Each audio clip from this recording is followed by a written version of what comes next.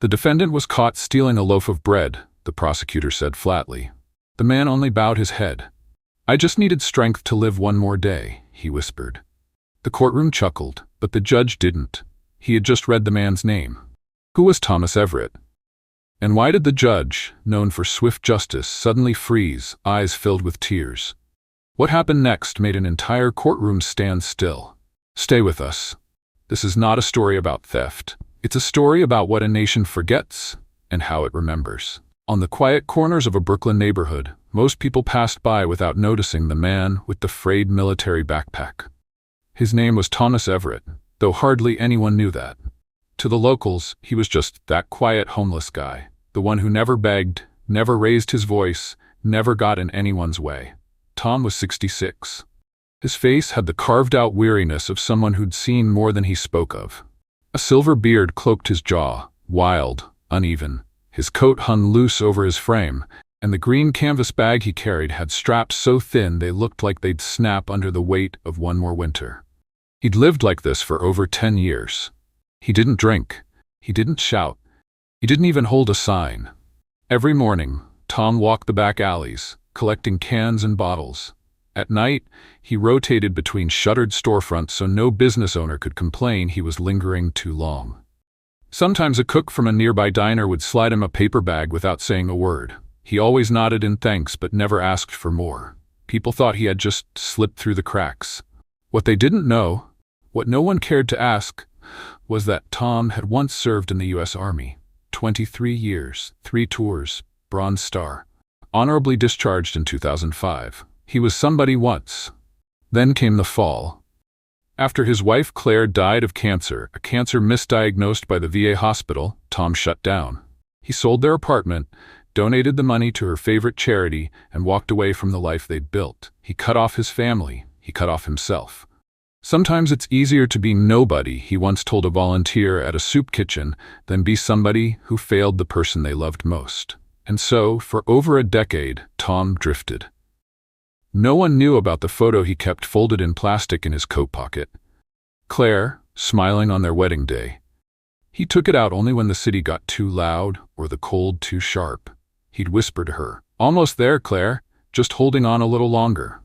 The city had long since decided who Tom Everett was, a quiet, harmless ghost. He wasn't a threat. He wasn't important. He was just another piece of the background. Until one day in November, when the temperature dropped below freezing and hunger drove him into Delgado's market. 3 days without food. His hands trembled. His lips were cracked and bleeding. He slipped a day-old loaf of sourdough into his coat pocket while Mr. Delgado rang up another customer.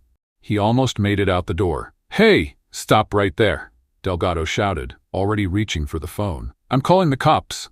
Tom didn't run. He just stood there, his shoulders squared, the loaf still visible in his half-zipped coat. "I just needed enough strength to live one more day," he said softly. The bell above the door chimed again. 2 police officers walked in, one younger, one older. The younger one, Officer Ramirez, paused when he saw Tom's face, then the faded chain of dog tags hanging beneath his collar. "You really a vet?" Ramirez asked, more quietly now. Tom nodded. "Used to be someone useful." "Gotta take you in, sir," the officer said. "Store owners pressing charges." Tom nodded again. No anger, no excuses. He'd survived war zones and heartbreak. What was one more night in holding? They booked him like any other petty thief. Fingerprinting. Mugshot. A paper bracelet around his wrist. The holding cell was cold and smelled like metal and bleach. The other men barely looked his way. Just another homeless guy in for stealing something cheap. No one asked his name twice. A public defender showed up the next morning. Young, overworked, scanning papers like he was speed reading. "You're up for preliminary hearing. Theft under $50. Just plead guilty. They'll move you through the system faster. Maybe time served." "Got it?" Tom didn't answer at first. He looked down at the table between them. It was just a loaf of bread. The lawyer didn't even flinch. And this is just another Wednesday. By the time they led Tom into the courtroom, his coat was wrinkled from a night sleeping against the wall. He walked slowly, but his back stayed straight. Decades of military discipline, reduced now to a man no one cared to understand. There were maybe a dozen people in the room. A clerk, a prosecutor adjusting his tie, A couple of reporters more interested in the armed robbery scheduled 2 cases later. The judge sat tall, distant, flipping through folders like flipping through lives. Case number 87416, the clerk called out. State of New York versus Thomas Everett. The prosecutor cleared his throat. Your Honor, the defendant was apprehended after stealing a loaf of bread from Delgado's Market. Given his prior citations and lack of a permanent address, the state recommends continued detention until formal arraignment. The judge barely looked up.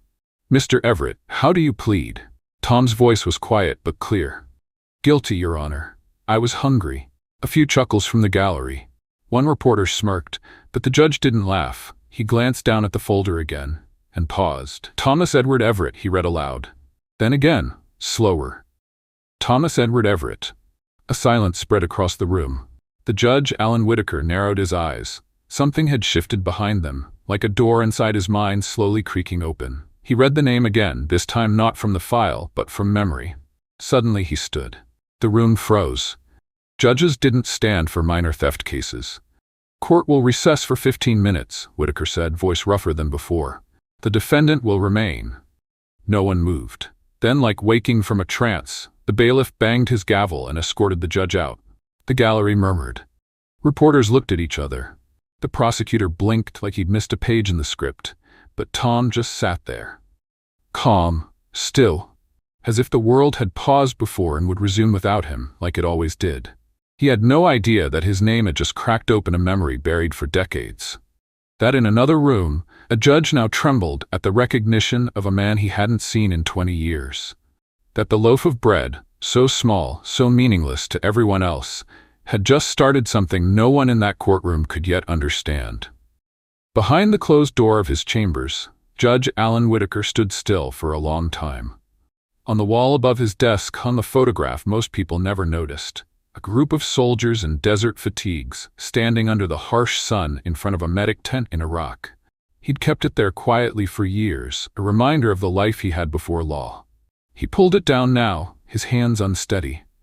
There, in the back row, almost obscured by shadows, stood a younger version of himself.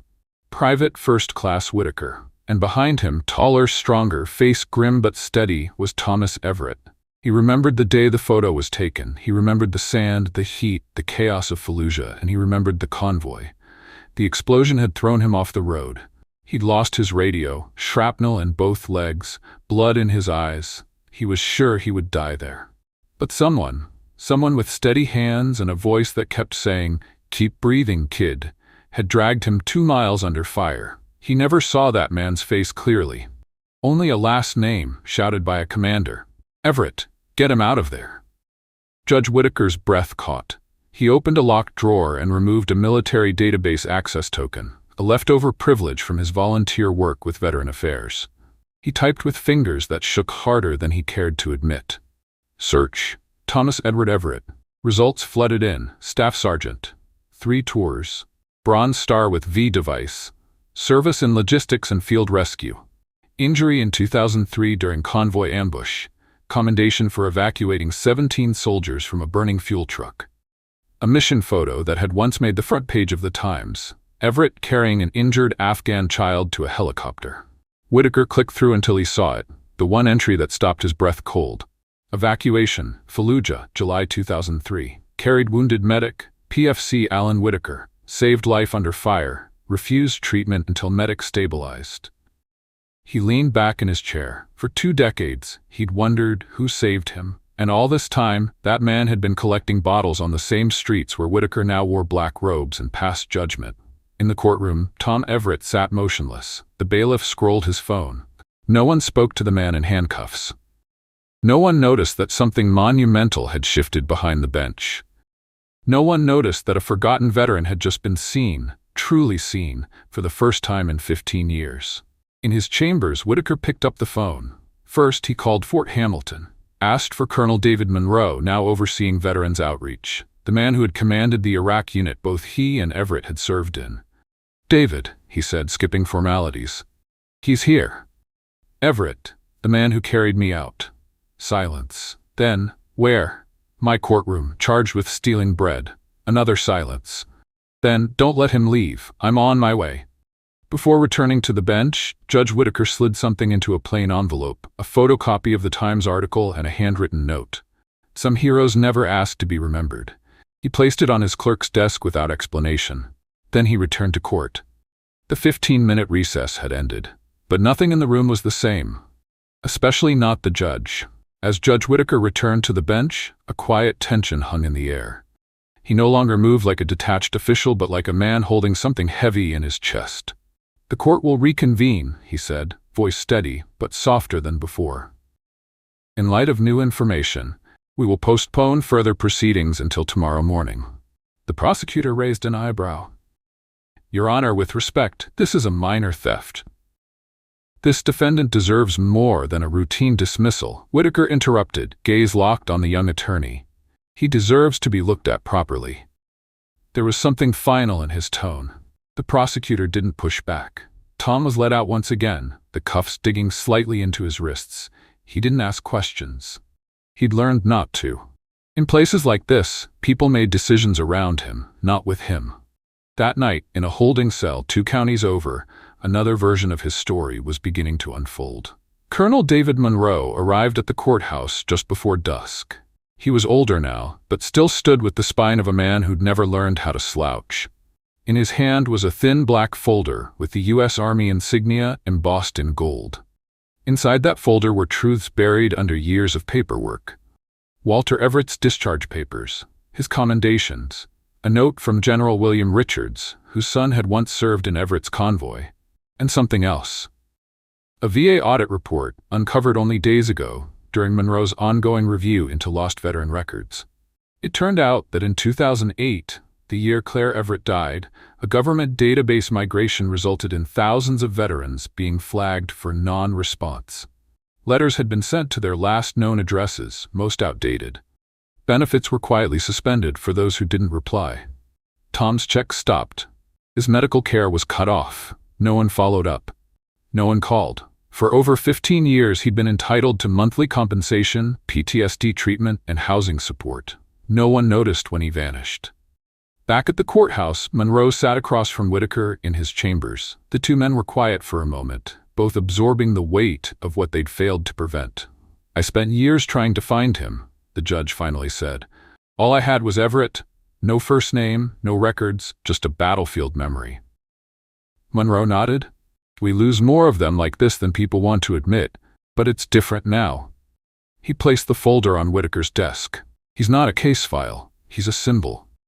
Meanwhile, in the holding facility, a young inmate sat on the opposite bench from Tom. "You really served?" the kid asked skeptically, reading from a contraband phone. "Says here you saved a bunch of people in Iraq. Looks like BS to me." Tom didn't answer. "I had a brother," the kid continued. "He died in Kandahar. You fakes make it worse for the rest of us." Then he stood and shoved Tom hard against the concrete wall. Tom didn't react, didn't strike back. He just steadied himself, pulled out the photo of Claire from inside his coat, and turned away. He'd fought enough battles. Back at the court, Judge Whitaker stood in his robe, holding a copy of the famous photograph, Tom Everett carrying a wounded Afghan child to safety. He placed it on the court clerk's desk with a single line written beneath it. "He never asked to be remembered, but we forgot him anyway." The wheels were turning now, but it wasn't just the courtroom that would remember Tom Everett's name. Tomorrow, the nation would. The next morning, Thomas Everett stepped into the courtroom once more. Same coat, same shoes, but something felt different. He couldn't name it. Maybe it was the silence when he entered, how people didn't avert their eyes this time, but looked up. Really looked. The courtroom was no longer half empty. Every bench was filled, not with the usual procession of defendants and board clerks, but uniformed veterans, local reporters, community leaders. Word had spread. Near the defense table stood a man Tom didn't recognize at first. Older, impeccably dressed. He introduced himself with a firm handshake. "Samuel Keene. I'll be representing you today, Mr. Everett. I work with the Veterans Legal Defense Alliance." Tom blinked. "I thought I already had someone." "You did," Keene said gently, "but someone believed you deserved better." When Judge Whitaker entered, the room rose, but 3 men followed him, Colonel David Monroe and 2 military officers in full dress uniform. The air shifted. Even the reporters stopped typing. Whitaker's voice was formal, but the undertone was clear. This was no longer just a case about a loaf of bread.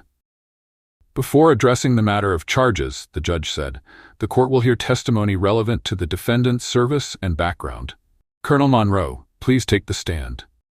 The colonel moved like a man used to silence, but this room was different. It held a quiet, listening breath. I am Colonel David Monroe, U.S. Army, he began. I've known Staff Sergeant Thomas Everett since 2003, during our joint deployment to Iraq. He didn't read from notes. This man saved 17 lives when our convoy was hit outside Fallujah. Drove a fuel truck already on fire away from our position to prevent it from exploding. Sustained second-degree burns. Refused evacuation until everyone else was safe. Murmurs moved through the courtroom like wind. Later that same year, during a medical evacuation gone wrong, he carried a wounded medic 2 miles through enemy territory. That medic's name was Alan Whitaker. All heads turned to the judge. Whitaker removed his glasses, his voice steady but thick. It's true. I was that medic. Silence followed, not empty but heavy with realization. I never knew his full name. The judge continued. He disappeared after his discharge. I spent years trying to find him. Tom said nothing. His hands rested on the defense table, folded. He stared ahead, eyes glassy but focused. The prosecutor stood slowly. Your Honor, while these actions are extraordinary, they don't change the fact that the defendant committed theft. Prior violations still apply. If I may respond, Colonel Monroe interjected, his voice clipped, precise. Following a records audit, we've confirmed that Sergeant Everett's benefits were terminated due to an administrative error during a 2008 system update. He was flagged as unreachable. No follow-up occurred. He placed a folder before the court. For 15 years, he's been owed housing assistance, medical care, and approximately $1,370 per month, none of which he received. A beat passed. The total owed is over $246,000. Gasps. Even the stenographer paused mid-keystroke. Tom's head dropped slightly, not in shame but in something like disbelief. Colonel Monroe added one more page to the file. A signed letter from General William Richards. His son was in that same convoy. It ends with these words, America cannot afford to forget Thomas Everett. The judge turned to Tom. Would you approach the bench? Tom stood, uncertain, unsteady, but he walked. Judge Whitaker met his eyes. Protocol says I should recuse myself now that I know our history. But I didn't recognize you yesterday, and today I need to say something as a man, not a judge. He paused. You carried me out of hell. You kept whispering, keep breathing, kid. That voice stayed with me long after the battle. It still does. Tom's reply was barely audible. I was just doing my job, sir. No, the judge said. You were doing far more than that, and this country failed to do its job for you. He looked to the prosecutor. In light of the full record, does the state wish to proceed?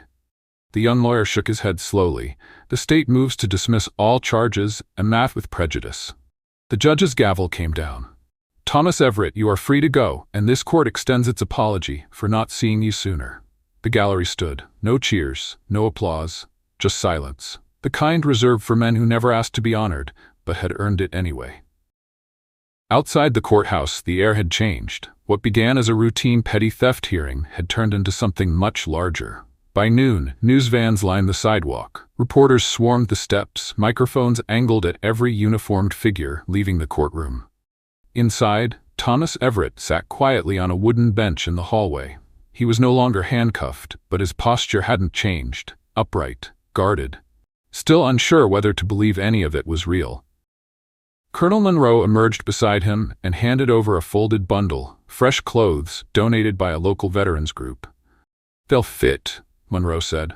You kept your shape, Everett. Tom looked at the bundle, then up at the man. I didn't expect any of this. You didn't ask for it either, Monroe replied, but that's what makes it real.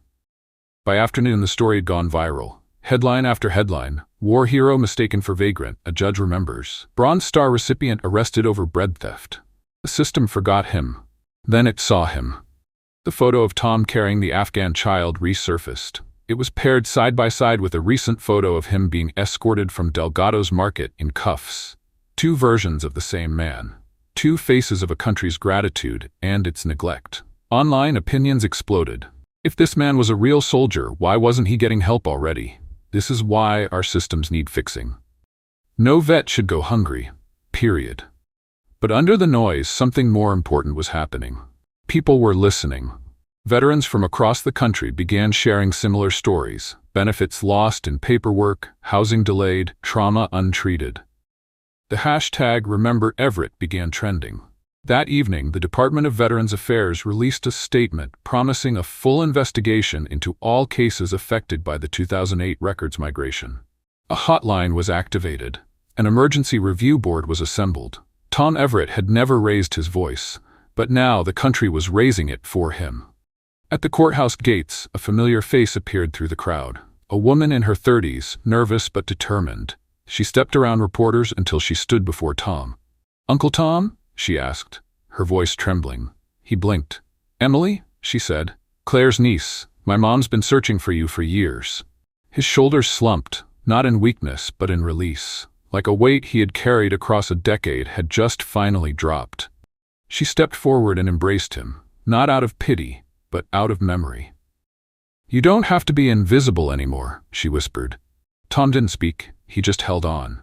A local news outlet posted a video clip from earlier that day. Judge Whitaker could be seen walking down the courthouse steps beside Tom. "We failed him," the judge said to reporters. "Not just the justice system. All of us. But today, we start making it right."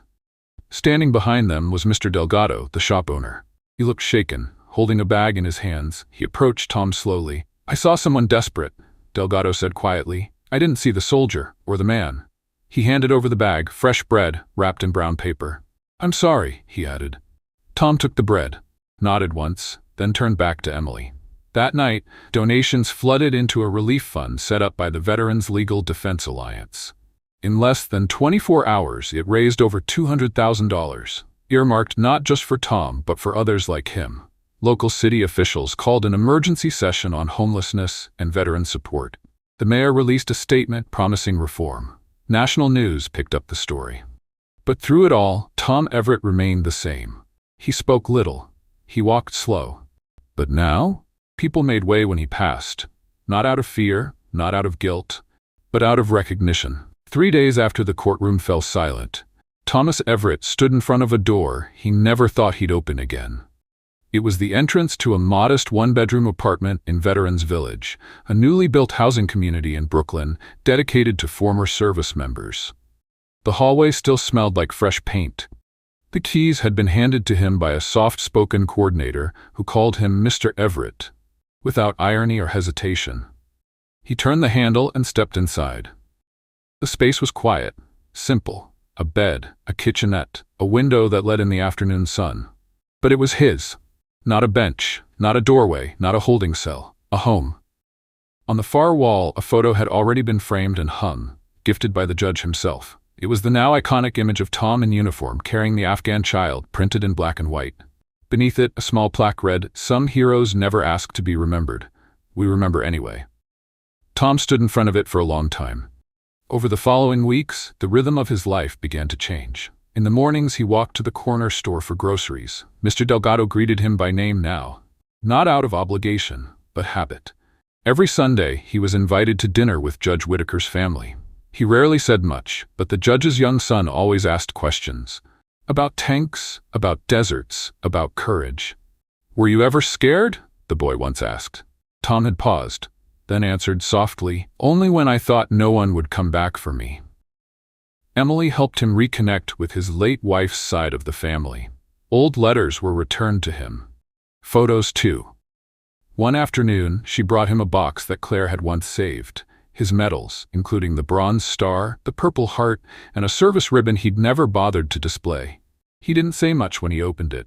He just set it quietly beside the photo on his apartment wall. Despite the attention, Tom declined most media requests, but he accepted one invitation from a local high school. The principal had seen his story and asked if he would speak to a group of students struggling with discipline and direction.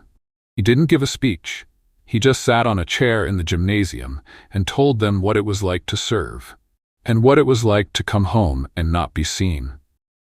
He talked about loss, about service, about dignity, and what it means to hold on to it when the world tells you you're nothing. The students didn't clap. They stood in silence and listened. Some days, Tom still walked the old routes, past the alley where he once slept, past the market where he was arrested. Not because he missed those days, but because they reminded him how far one loaf of bread had traveled. He kept a folded photo of Claire in his jacket still. Same one. Same plastic wrapping. But now, when he looked at it, he didn't whisper "almost there." He just said, "We made it." Outside the courthouse, a new bronze plaque was installed in early spring. It featured a relief sculpture of Tom, not as a homeless man, but as a soldier in uniform, carrying a wounded medic through sand and smoke. Beside it, in clean engraving, "Justice is remembering those we once forgot." The Everett Initiative.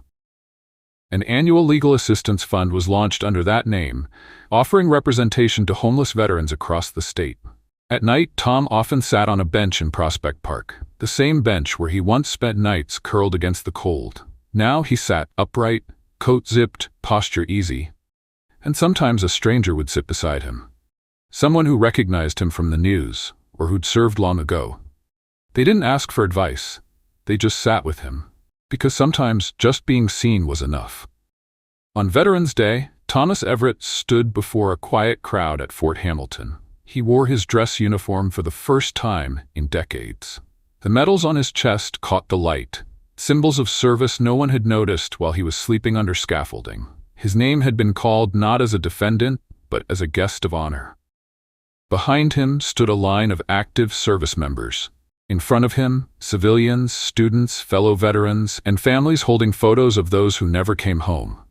Tom approached the podium slowly, one hand lightly touching the folded paper in his coat pocket. The photo of Claire always with him. He didn't prepare a speech. When he spoke, his voice was steady, measured, unapologetically human. "I once protected this country, and now this country has protected me back." There was no applause, just the quiet stillness of a truth landing. "Kindness is never too late," he continued. "It just needs someone patient enough to wait for it." He looked out over the crowd, not down, but forward, and for the first time in years his voice carried without effort. "If I leave you with anything today, let it be this. Justice delayed isn't always justice denied, but someone has to keep standing until it arrives." He stepped back from the microphone, and at that moment, every uniformed soldier in attendance stood to attention. Then, one by one, they raised their hands in a silent, synchronized salute. Tom straightened, returned the gesture. No longer invisible, no longer forgotten, just seen, in full dignity.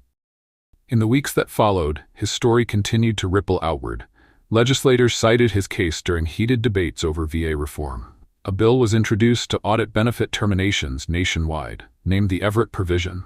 And somewhere in a classroom in Queens, a 10-year-old boy who had once seen that homeless man collecting bottles wrote an essay titled, "Not everyone in torn clothes is broken. Some people wear memories instead."